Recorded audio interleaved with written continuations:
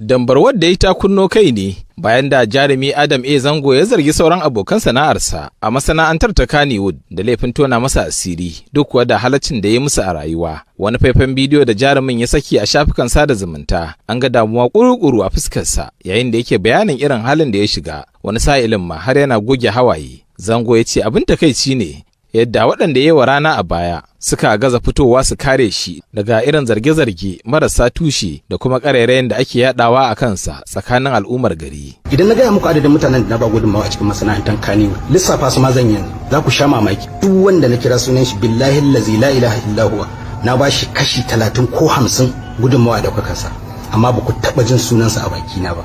In fact in ma sun buɗe sun faɗi wani wanda ya taimake su sai dai kira sunan wani amma babu magana da mazan saboda ni wulakantacce ne kamar ban san me nake ba.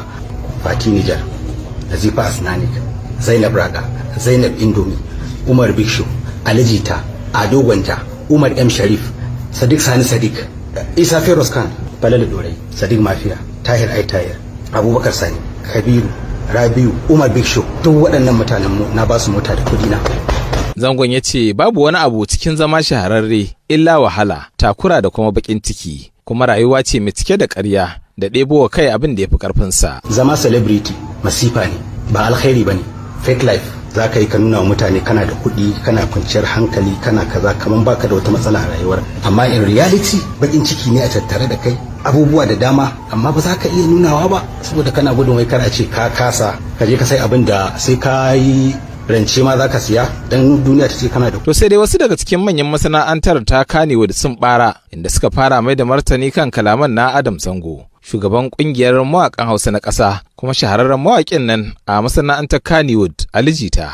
A wani faifan bidiyo da zai saki a shafukan sada zumunta ya baiwa Adam Zango din haƙuri inda ya amince cewa sun yi kuskuren yadda suke mu'amalantarsa kuma da yardar Allah za su gyara. Ya kuma yi alkawarin kaiwa Adam Zango din ziyara a kungiyance domin ƙara bashi haƙuri. A matsayina na Alijita da yawo 'yan kungiya irin su Nazifi Asnanik, Abubakar Sani da Ado Gwanja, nake amfani da wannan dama in bawa Adamu haƙuri akan abubuwan da ya ce. Muna cikin mutanen wanda ya taimaka, wannan hakika haka yake. Adamu mutumin kirki ne, zuciyar shi tana da kyau kuma ya taimaki mutane ba ma mu ba da yawa a baya. Wanda nake ganin it's high time yan fim da mawakan duk mu fito mu ga ya za mu ja Adamu a jiki, mu gane menene matsaloli da aka samu kuskure a baya, mu gyara domin gaban ta kyau.